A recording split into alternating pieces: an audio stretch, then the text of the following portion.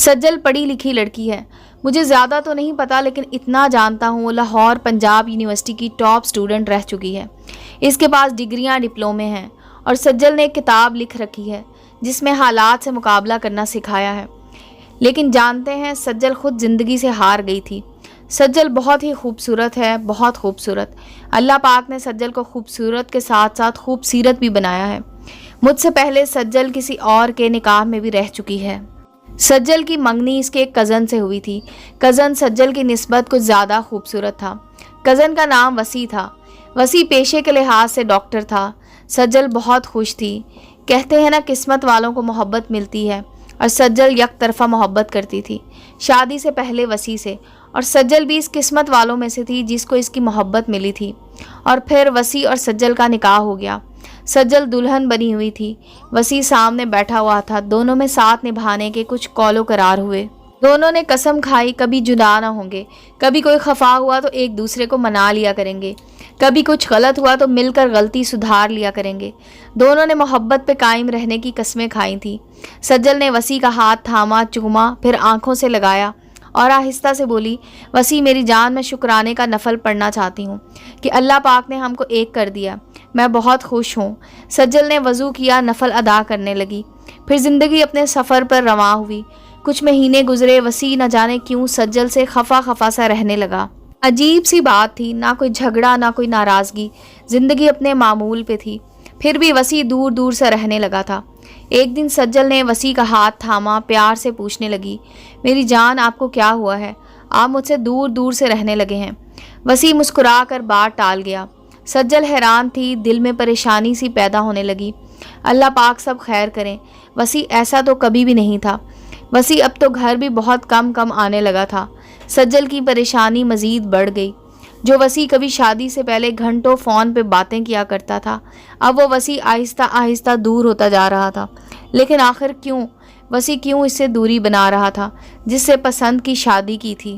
ایک دن جب وسیع گھر آیا تو سجل نے وسیع کا ہاتھ تھاما، پاس بیٹھ گئی، اپنے ہاتھوں میں وسیع کا ہاتھ دبایا، پھر پیار سے پوچھنے لگی، میری جان ہماری شادی کو 9 ماہ گزر گئے ہیں، لیکن آپ پہلے 2 یا 3 ماہ کے بعد اچانک سے مجھ سے بات کرنا کم کر گئے، میرے ساتھ کھانا کھانا چھوڑ دیا، سب ٹھیک ہے نا؟ مجھ سے کوئی غلطی ہوئی ہے کیا؟ وسیع مسکرایا، آہستہ سے بولا، سجل وقت آنے پہ سب کچھ بتا دوں گا، پریشان نہ ہو۔ سجل تڑپ اٹھی، وسیع میری جان سب ٹھیک ہے نا؟ آپ بھی ٹھیک ہے نا؟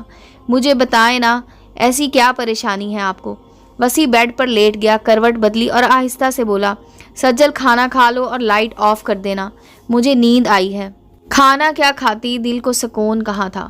سجل وسیع کے پیروں کی جانب سر کر کے لیٹ گئی۔ محبت جب بے رخی کرے تو خدا کی قسم روح کانپ جاتی ہے۔ محبت میں جب کوئی آپ کو اہمیت دینا چھوڑ دے تو اس کو موت کی پہلی سیڑھی کہا جاتا ہے۔ سجل من ہی من میں نہ جانے کیا کیا سوچ رہی تھی۔ پھر شادی کی تصویریں نکالی، البم دیکھنے لگی، آنکھیں نم سی ہو گئیں، دل اداس بھی تھا۔ جسے بے پناہ چاہا ہے وہ پاس پڑا دل کے حال سے بے خبر سو رہا ہے۔ خیر یہ بے چینی زیادہ دن نہیں تڑپانے والی تھی۔ آج بارش کا موسم تھا۔ سجل کو ہرے بھرے کھیت بہت پسند تھے۔ چھت پہ کھڑی تھی، تیز ہوا کو جسم میں اترتے ہوئے محسوس کر رہی تھی۔ بارش میں بھیگنا اسے بہت اچھا لگتا تھا۔ سجل نور جہاں کا گانا فرصت ملے بلا لیا کر، دنیا دے غم بھلا لیا کر اسے بہت پسند تھا، گنگنا رہی تھی۔ پھر اچانک سے وسیع کی یاد آئی۔ آج وسیع اور میری شادی کو سال ہو گیا ہے، لیکن وسیع دور ہوتا ہوتا دور ہی ہو گیا ہے۔ دل کو تسلی دے رہی تھی، کوئی بات نہیں، ڈاکٹر ہیں، مصروف ہوں گے اپنی زندگی میں، لیکن سجل نہیں جانتی تھی آج اس کے ساتھ کیا ہونے والا ہے۔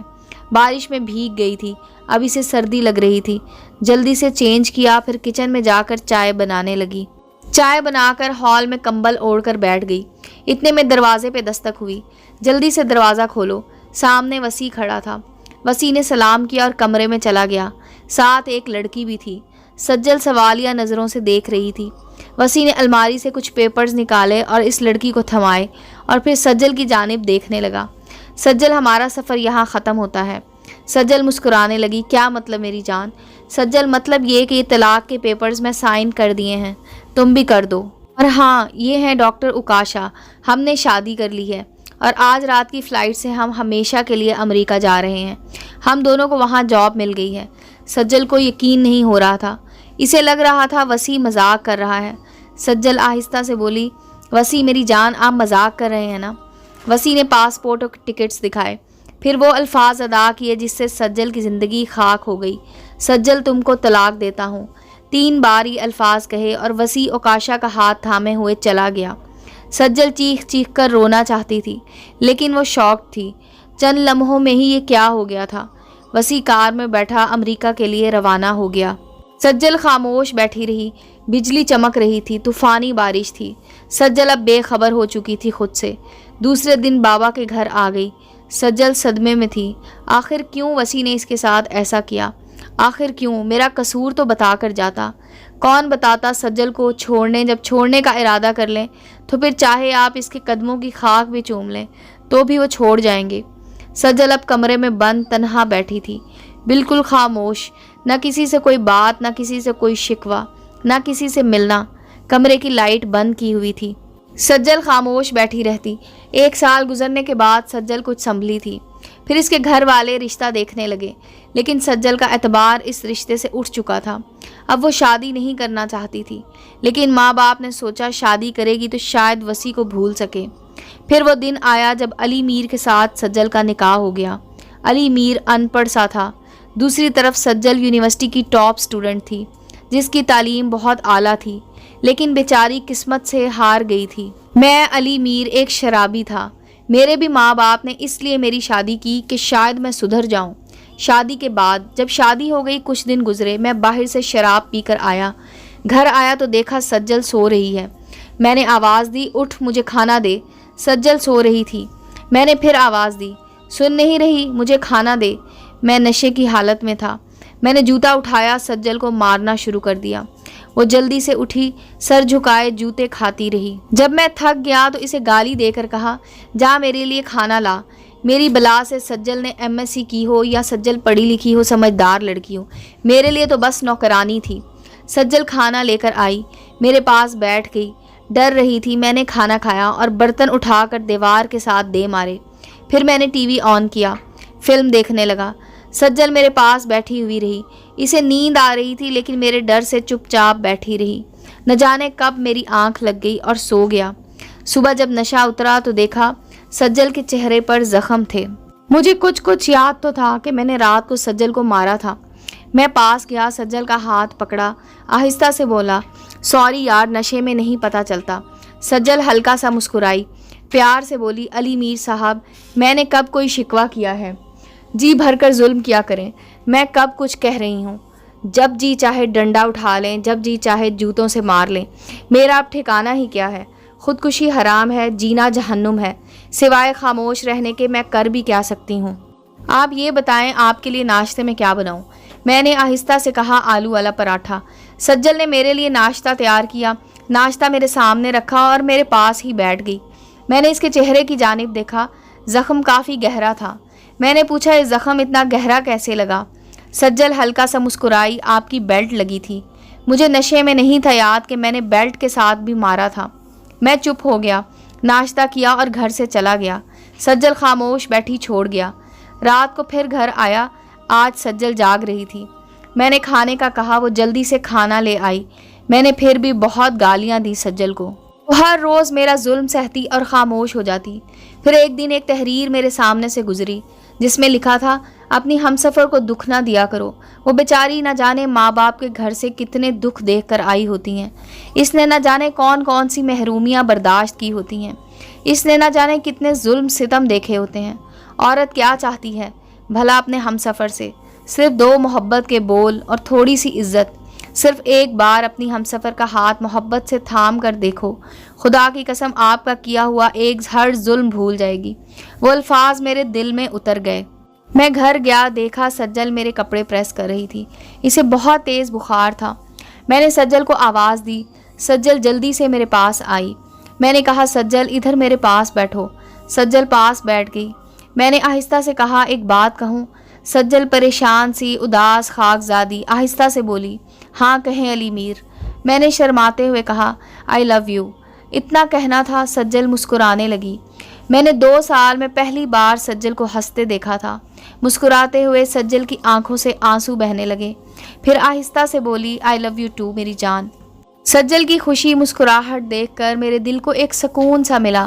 سجل کا ہاتھ پکڑا, سجل سے آہستہ سے بولا, سجل میں بہت غلط کرتا ہوں نا تمہارے ساتھ. تم کو مارتا پیٹتا ہوں, گالیاں دیتا ہوں, کیا کچھ نہیں کرتا تمہارے ساتھ. تم پھر بھی سر جھکائے میرے لیے سب کچھ کرتی ہو.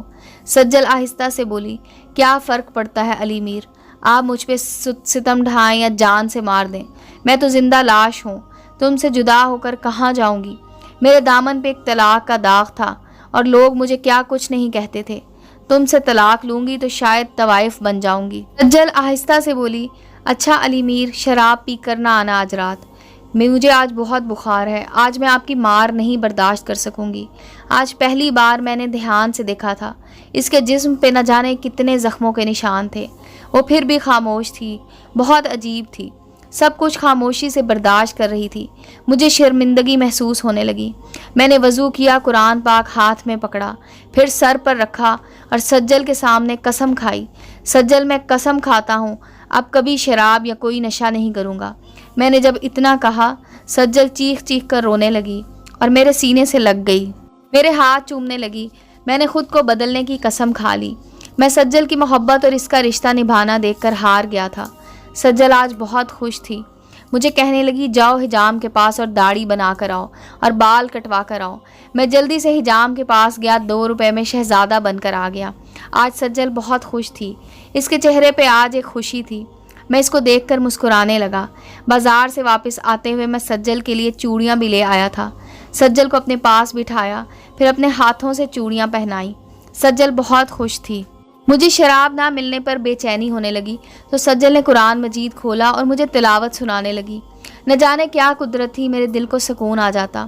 سجل کی آواز بہت پیاری ہے تلاوت میں. پھر رفتہ رفتہ میں مکمل بدل گیا. میں نے شراب چھوڑ دی. اب میں ایک جاب کرنے لگا.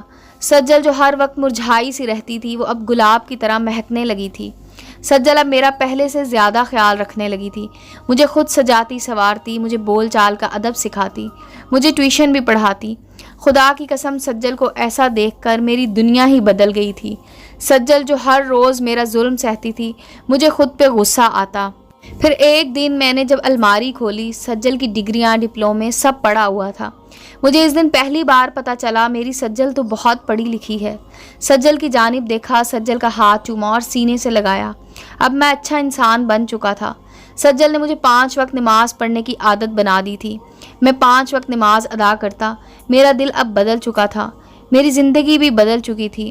سجل ایک دن اپنی دوست سے بات کر رہی تھی. مجھے کہنے لگی, علی میر, میری ایک دوست کو جاب مل گئی ہے, وہ FIA ڈپارٹمنٹ میں آفیسر بھرتی ہوئی ہے. سجل کی آنکھوں میں کوئی خواب چمک رہا تھا. میں نے سجل کا ہاتھ تھاما, اپنے سینے پہ رکھا. میری جان, تم نے ایک شرابی, ایک جاہل کو جینا سکھایا ہے. میں چاہتا ہوں تم جاب کرو. سجل آہستہ سے بولی, علی میر, اب میری زندگی ختم ہو گئی ہے. اب میں کوئی جاب نہیں کرنا چاہتی. میں نے ضد کی, پھر میری ضد پہ ایک جگہ اپلائی کر لیا. 2 ماہ گزرے, ہمارے گھر ایک خط آیا اور ہماری زندگی بدل گئی. سجل کو نادرا ڈپارٹمنٹ میں اسسٹنٹ مینیجر کی جاب مل گئی. جب سجل نے مجھے بتایا, میں زور زور سے رونے لگا. سجل کو سینے سے لگایا. میری جان, اب ان سب کو دکھا دو جو تم کو تانے دیتے تھے. شرابی کی غلام بن کر زندگی گزارنی ہے. اللہ نے کرم کیا. سجل نادرا آفس میں اسسٹنٹ مینیجر کی جاب کرنے لگی اور پھر دیکھتے ہی دیکھتے اللہ پاک نے کرم فرمایا, ہمارے حالات بھی بدلنے لگے. سجل آج بہت خوش ہے. اللہ پاک نے ہمیں ایک بیٹا اور بیٹی بھی عطا کی ہے. سجل, اب ہمارے پاس اپنی کار ہے, ہمارا اپنا گھر ہے. سجل میری جنت بن چکی ہے. اب سجل کے بنا میرا ایک سانس لینا بھی ممکن نہیں ہے. اب سجل کو نہ دیکھوں تو میری روح تڑپنے لگتی ہے. خدا کی قسم, ہر وہ مرد جو اپنی بیوی کو مارتا ہے, گالیاں دیتا ہے, ظلم کرتا ہے, وہ اپنی ہمسفر کے لیے ایک بار میری طرح خود کو بدل کر دیکھے. اللہ کی قسم, اللہ کی رحمتیں نازل ہوں گی اور دیکھتے ہی دیکھتے ہر طرف خوشیوں کا بسیرا ہو جائے گا. مرد بن کر دکھاؤ اور اپنے ہمسفر کو عزت دینا سیکھو. گالی دینا تو ہر گلی کا کتا کر لیتا ہے. کوئی حقیقی مرد, شاید باضمیر کوئی مرد, اپنی سجل کی زندگی کو جنت بنا دے. اپنی ہمسفر کو زندگی عطا کرو, نہ کہ اس کی زندگی کو زندہ لاش بنا دو. دعا ہے کسی کے دل میں اتر جائے کہ یہ بات, اور کوئی علی میر اپنی سجل کے لیے خوشیاں بن جائے. امید ہے دوستو سٹوری اچھی لگی ہوگی. چینل کو لائک اور سبسکرائب کریں اور بیل آئیکن کا بٹن دبانا مت بھولیں تاکہ ہر نئے آنے والی سٹوری کا نوٹیفیکیشن آپ کو مل سکے. ملتے ہیں اگلی سٹوری کے ساتھ.